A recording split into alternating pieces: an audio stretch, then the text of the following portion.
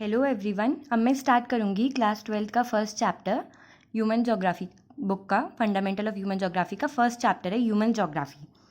सबसे पहले हमें ना इस जोग्राफी वर्ड का मीनिंग देखते हैं हिंदी में। पहले हम जोग्राफी को दो टर्म्स के अंदर डिवाइड करते हैं। जियो मतलब अर्थ और ग्राफी मतलब स्टडी।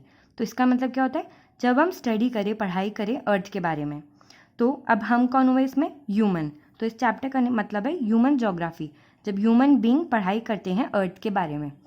तो उसके बाद लिखा हुआ है इसका चैप्टर का name nature and scope. Nature मतलब वो उसका स्वभाव कैसा है, और स्कोप मतलब हम उस चीज़ से आगे कैसे और बढ़ सकते हैं। तो इस चैप्टर के अंदर जो जो इंपॉर्टेंट पॉइंट्स हैं मैं आपको सिर्फ वो बताऊंगी। इधर लिखा हुआ है first line, geography as a field of study is integrative, empirical and practical. पहले इन तीनों वर्ड्स का मतलब जानिए। इंटीग्रेटिव मतलब जब हम कंबाइन करते हैं दो या दो से ज़्यादा वर्ड्स, जिससे हम एक अफेक्टिव यूनिट बना सकें या फिर सिस्टम बना सकें। एम्पेरिकल मतलब होता है जब हम कोई भी चीज़ एक्सपेरिमेंटली करें, ना कि थ्योरेटिकली। और प्रैक्टिकल मतलब उसकी फील्ड पे जाके स्टडी करें। तो ज्योग्राफी किस चीज़ की पढ़ाई है, जब हम दो चीज़ों को कंबाइन करते हैं, उसका एक्सपेरिमेंट करते हैं, उसको प्रैक्टिकली परफॉर्म करते हैं, तो वो होता है। दस the reach of geography is extensive. जो पहुँच है ज्योग्राफी की वो बहुत ज़्यादा है। ईच एंड एवरी इवेंट और phenomena which varies over space and time can be studied geographically. इसका मतलब है हर वो इवेंट, जो भी चीज़ हो रही है या फिर कोई भी फिनोमेना अकर हो रहा है हमारी एनवायरनमेंट के अंदर, जो वेरी करता है, अलग अलग टाइम पे होता है, अलग अलग जगह पे होता है, उसे हम जोग्राफिकली पढ़ सकते हैं। Then the earth comprises two major components. अर्थ के दो मेजर कॉम्पोनेंट्स होते हैं। नेचर, नेचर को हम क्या बोलते हैं, physical environment, and life forms including human being. तो हम दो में डिवाइड करते हैं अर्थ को, नेचर में और ह्यूमन बींग्स में। फिर हमारी दो जोग्राफी होती है, एक फिजिकल जोग्राफी और ह्यूमन जोग्राफी। फिजिकल जोग्राफी के अंदर हम पढ़ते हैं फिजिकल एनवायरनमेंट, और ह्यूमन जोग्राफी के अंदर हम पढ़ते हैं ह्यूमन का एनवायरनमेंट। अब ह्यूमन एनवायरनमेंट के लिए हमें एक इन्वर्टेड कॉमा में एक डेफिनेशन दे रखी है, the relationship between the physical slash natural and the human world. सबसे पहले देखो वो कनेक्शन दो लोगों के बीच में, किसके बीच में, एक तो फिजिकल मतलब जो हमारा एनवायरनमेंट है, एंड ह्यूमन वर्ल्ड जो इंसान है, इंसानों और जो उसका एनवायरनमेंट, उन दोनों के बीच में क्या कनेक्शन है। The spatial distribution of human phenomena, कैसे हम पूरी अर्थ पे अलग अलग जगह डिवाइडेड है, and how they come about, the social and the economic differences between different parts of the world. और different parts of the world के अंदर हम कैसे सोसाइटी में और इकोनॉमी में अलग अलग डिफरेंट है और अलग अलग जगह सब रहते हैं। इसके बाद हमारा यहाँ से टॉपिक है the fact that the core concern of geography as a discipline is to understand the earth as the home of human beings and to study all those elements which have sustained them। इस line का मतलब है कि हमें पहले से ही पता है कि ज्योग्राफी का सबसे मेन पार्ट क्या है, कि ह्यूमन बीइंग कैसे अर्थ को समझता है, and to study all those elements, और वो सब चीज़ों को पढ़ता है जो उसके एनवायरनमेंट के अंदर है। The emphasis is on the study of nature. और इस पूरी ह्यूमन ज्योग्राफी का एम्फेसिस, वो सबसे ज़्यादा जोर किस पे डालता है, किसकी पढ़ाई पे, नेचर के एनवायरनमेंट की पढ़ाई पे और ह्यूमन बींग्स की पढ़ाई पे। अब हम देखते हैं आगे। You will realise that geography got subjected to dualism. अब हम देखेंगे कि जोग्राफी दो चीज़ों में डिवाइड हो गया है, ड्यूअलिज्म आ गई है उसके अंदर, और उसकी बहुत बड़ी वाइड रेंज है। Whether the geography as a discipline should be law making और थियोराइजिंग और डिस्क्रिप्टिव। इसका मतलब है, अब हमने ड्यूअलिज्म बोला यहाँ पे, तो कौन सी दो चीज़ें होंगी, ज्योग्राफी किस चीज़ की पढ़ाई है, या तो लॉ मेकिंग है मतलब थ्योरी का है, और डिस्क्रिप्टिव है। Whether the subject matter should be organised and approach of the study should be regional. अब हम देखेंगे वेदर जो या तो सब्जेक्ट मैटर क्या होगा, ऑर्गेनाइज्ड होगा पूरा, and approach of study should be, या फिर अप्रोच रीजनल या सिस्टमैटिक होगी। Whether geographical phenomena be interpreted, theoretically समझाया जाएगा, या फिर उसे हिस्टोरिकल या इंस्टीट्यूशनल अप्रोच से पढ़ाया जाएगा। अब देखो यहाँ पे हमने दो चीज़ें देखी कि एक तो सिस्टमैटिक में और रीजनल में हम डिवाइड कर सकते हैं उसका सब्जेक्ट मैटर। सिस्टमैटिक चीज़ किस पे बेस्ड होगी, पॉलिटिकल यूनिट्स पे, और रीजनल किस पे बेस्ड होगी, जोग्राफिकल यूनिट्स पे। तो आपका इन दोनों में बस सब चीज़ें सेम है, आपको बस ये याद करना है, पॉलिटिकल एंड जोग्राफिकल। इसके अंदर single element is taken for studies. इसके अंदर सिर्फ हम एक सिंगल एलिमेंट लेते हैं जिसके ऊपर हम पूरी स्टडी करते हैं, और इसके अंदर बेस्ड ऑन सिमिलैरिटी, जो दो चीज़ें सेम है हम उसके बीच में पढ़ाई करते हैं। अब हमारे इस बॉक्स के अंदर ह्यूमन जोग्राफी की 3 डेफिनेशन दे रखी है, तो आपको तीनों ही याद करनी पड़ेंगी। फर्स्ट स्टार्ट करते हैं। Human geography is a synthetic study of relationship between human societies and earth surface. इस डेफिनेशन का मतलब क्या है कि ह्यूमन जोग्राफी क्या है, एक कंप्लीट मिक्सचर है, किन चीज़ों का कंप्लीट पढ़ाई है ऑफ रिलेशनशिप, किन दो चीज़ों की रिलेशनशिप के बीच में, human society and earth surface. ये किसने दी थी डेफिनेशन? रेड जेल ने दी थी। तो आपके पेपर में ये भी आ सकता है कि रेड जेल की डेफिनेशन लिखो ह्यूमन जोग्राफी की, या फिर ये भी दे सकते हैं कि सिंपली आप ह्यूमन जोग्राफी की डेफिनेशन लिखो, फिर आप इसमें से कोई भी 3 में से एक लिख सकते हो। इसमें synthesis have been emphasise in the above definition. इसके अंदर किस पे जोर दिया गया है? सिंथेटिक स्टडी पे दिया गया है, क्योंकि वो कंप्लीट मिक्सचर के बारे में। दूसरी डेफिनेशन है human geography is the study of the changing relationship between the unresting man and the unstable earth. इस डेफिनेशन का मतलब है कि ह्यूमन जोग्राफी किसकी स्टडी है? चेंजिंग रिलेशनशिप, जो रिलेशनशिप बदल रहे हैं। अनरेस्टिंग मैन, वो इंसान जो रुक नहीं रहा, और अनस्टेबल, वो इंसान जो थक नहीं रहा और लगातार काम कर रहा है, और जो अनस्टेबल अर्थ है, जो अर्थ पूरी रोटेट करी जा रही है। ये किसने डेफिनेशन दी थी? एलन सी सैम्पल ने। अब थर्ड डेफिनेशन है जो किसने दी थी? पॉल विलार डी ले ब्लाचे, इसने दी थी। इन्होंने क्या कहा था? Conception resulting from a more synthetic knowledge of the physical laws governing our earth and of the relation between the living being which inhabit it। देखो, सबसे पहले कॉन्सेप्शन का मतलब क्या होता है? धारणा, जो हम चीज़, किसी भी चीज़ के बारे में कुछ अलग से अपना चीज़ बना लेते हैं, वो देखो धारणा। Resulting from more synthetic knowledge, वो चीज़ जो हम सिर्फ इमेजिन कर रहे हैं, from a more synthetic knowledge मतलब मिक्सचर वाली नॉलेज से, फिजिकल लॉ से, जो हमारी अर्थ को पूरा गवर्न कर रही है, और वो रिलेशन जिसमें लिविंग बीइंग रह रहा है।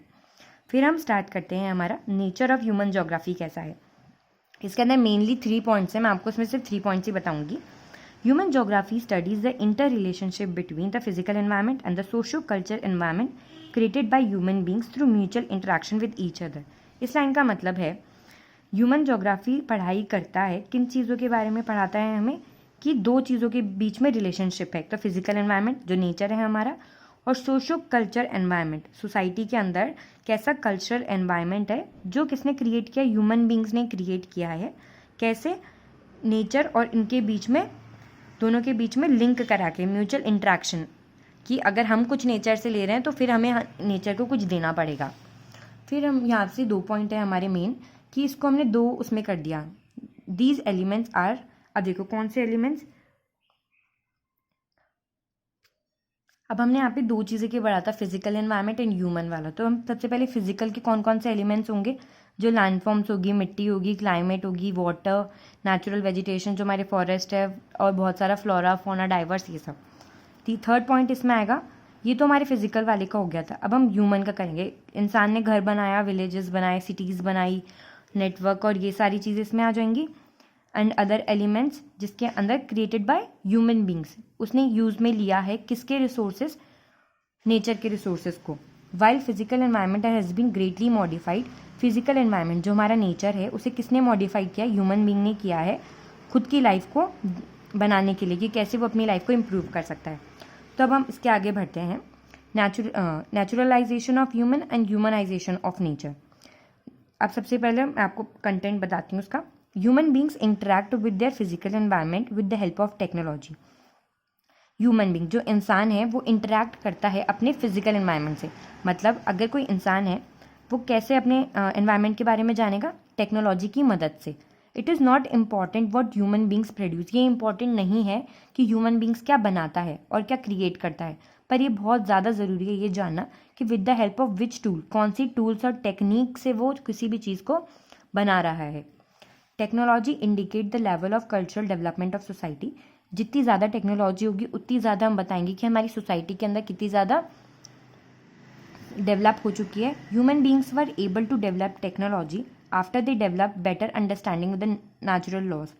ह्यूमन बींग्स तब डेवलप कर पाए थे टेक्नोलॉजी को जब वो समझ गए थे कि कैसे बेटर अंडरस्टैंडिंग बनानी है हमें नेचुरल लॉज से, हमारे एनवायरनमेंट से। इसके कुछ एग्जाम्पल दिए हुए हैं। The understanding of the concepts of friction and heat help us to discover fire. जब हमें ये पता चला था कि अगर हम दो पत्थर को साथ में लेके अगर उन्हें एक दूसरे के ऊपर रगड़ेंगे तब उससे फ्रिक्शन के कारण हीट जनरेट होगी, तो इससे हमने फायर बनाई। सिमिलरली दूसरे तरीके से अगर हमें डीएनए के सीक्रेट्स पता चले एंड जेनेटिक्स के, उन्होंने मदद की हमें बहुत सारी डिजीज़ को क्योर करने के लिए। हमें एरोडायनामिक्स इनकी कॉन्सेप्ट समझ में आया तो हमने फास्टर प्लेन्स को बनाया। We can see that knowledge about nature is extremely important to develop technology. अब हमें ये बात अच्छे से समझ में आ गई कि नेचर इज़ एक्सट्रीमली इम्पॉर्टेंट। अगर जो हमारा एनवायरनमेंट है वो बहुत ज़्यादा इंपॉर्टेंट है हमारे लिए डेवलप करने के लिए हमारी टेक्नोलॉजी को। And technology loosens the shackle of environment on human being, और टेक्नोलॉजी लूजन्स और वो लिमिट बता देता है कि कितनी ज़्यादा ह्यूमन उसको एक्सट्रैक्ट कर सकता है। In the early stages of their interaction, जब शुरुआत में इंट्रैक्शन हुआ था तब नेचुरल एनवायरनमेंट जो था हमारा, मतलब जो हमारा एनवायरनमेंट था, humans were greatly influenced by it. जो ह्यूमन बहुत ज़्यादा प्रभावित हो गया था हमारे एनवायरनमेंट से। They adapted to the dictates of nature, वो समझने लग गए थे कि एनवायरनमेंट के अंदर हमें कैसे काम में लेना है। This is because the level of technology was very low, क्योंकि पहले के ज़माने में जो टेक्नोलॉजी होती थी वो बहुत कम होती थी। And the stage of human social development, और जो डेवलपमेंट हो रहा था वो भी बहुत प्रिमिटिव था, मतलब कम था। ये जो इंट्रैक्शन होता है बिटवीन प्रिमिटिव ह्यूमन सोसाइटीज़, पहले की जो ह्यूमन सोसाइटीज़ है उनसे, और जो स्ट्रॉन्ग फोर्सेज है नेचर के, उन दोनों को मिला के हम क्या बोलते हैं, एनवायरमेंटल डिटर्मिनिज्म। तो अगर हम आपको कहें तो यहाँ पे ये जो है नेचुरलाइजेशन ऑफ ह्यूमंस को हम और भी क्या बोलते हैं, एनवायरमेंटल डिटर्मिनिज्म। अगर क्वेश्चन आता है कि explain the concept of environmental determinism, तो आप डायरेक्ट लिख दें, या फिर नेचुरलाइजेशन ऑफ ह्यूमंस है तो भी आपको यही लिखना पड़ेगा। At that stage of very low technology development we can imagine the presence of naturalised humans who list. पहले के ज़माने में इंसान सुनता था नेचर की और उसे डर लगता था कि नेचर हमारे साथ कुछ करना दे। पर आज के ज़माने में हम लोग फिर भी बहुत ज़्यादा एक्सेस में काट रहे हैं फॉरेस्ट और ये सब डिफॉरेस्टेशन कर रहे हैं। पर पहले के ज़माने में लोगों को डर लगता था कि एनवायरनमेंट उनके ऊपर कुछ करना दे, इसलिए उसकी वो पूजा भी करते थे। फिर हमारा नेक्स्ट टॉपिक यहाँ आता है, the people begin to understand their environment. ये अगर हमारा सेकंड टॉपिक है जिसके अंदर हम पढ़ रहे हैं किसके बारे में, अगर हमने यहाँ पे पढ़ लिया था नेचुरलाइजेशन ऑफ ह्यूमन के बारे में, अब हम किसके बारे में पढ़ेंगे, ह्यूमनाइजेशन ऑफ उसके बारे में, कि ह्यूमन ने कैसे नेचर को काम में लिया। तो इसको हम पॉसिबिलिज्म भी कहते हैं, दोनों टर्म्स का मतलब एक ही है। तो यहाँ से हम स्टार्ट करते हैं। The people begin to understand their environment, लोग अपने एनवायरनमेंट को समझने लग गए थे। And the forces of nature with the passage of time, और कौन कौन से फोर्सेज वो एनवायरनमेंट पे लगा सकते हैं जैसे जैसे टाइम बढ़ रहा था। फिर सोशल एंड कल्चरल डेवलपमेंट, जैसे जैसे सोसाइटी और कल्चर डेवलप हो रही थी, human develop better and more efficient technology, इंसान ज़्यादा से ज़्यादा टेक्नोलॉजी बनाने लग गया था। They move from a state of necessity to the state of freedom, वो मूव कर रहे थे एक ज़रूरत की स्टेट से लेके एक आज़ादी की स्टेट तक। They create possibilities with the resources obtain from the environment, वो पॉसिबिलिटीज़, वो चीज़ें ऐसी बना रहे थे रिसोर्सेज को लेकर एनवायरनमेंट से जिससे वो खुद का काम कर सकें। The human activities create cultural, human ने बहुत कल्चरल लैंडस्केप बनाया, मतलब सोसाइटीज़ बनाई, पूरा सब कुछ बनाया। The imprints of human activities, जो जो चीज़ें ह्यूमन ने बनाई उसके कुछ एग्जाम्पल है, जैसे हेल्थ रिजॉर्ट्स बनाए हाईलैंड्स पे, माउंटेन्स पे हॉस्पिटल्स वगैरह बनाए गए, फील्ड्स बनाई गई, ऑर्कार्ड्स बनाए गए, पास्चर्स बनाए गए प्लेन्स पे, रोलिंग हिल्स बनाई गई, कोस्ट बनाए गए, ओशनिक रूट्स बनाए, ये सब चीज़ें। तो इन सब चीज़ों को स्कॉलर्स ने क्या टर्म दिया है, possibilism. Nature provides opportunities, nature हमें अपॉर्चुनिटीज़ देता है और ह्यूमन बींग्स उन अपॉर्चुनिटीज़ को काम में लेता है। And slowly nature get humanise, और स्लोली क्या होता है, धीरे धीरे जो नेचर है वो ह्यूमनाइज हो जाता है, मतलब ह्यूमन के जैसे ह्यूमन चाहता है वैसे करने लग जाता है। And start bearing the imprints of human endure, और फिर बाद में उसके इम्प्रिंट्स दिखने लग जाते हैं एनवायरनमेंट के अंदर। यहाँ पे मैं अपना पार्ट फर्स्ट ख़त्म कर रही हूँ, इसके बाद मैं 2 और पार्ट्स में कंप्लीट करूँगी इस चैप्टर को। If you like my video don't forget to like, share and subscribe to my channel, and if you have any query let me know in the comment section below. Thank you.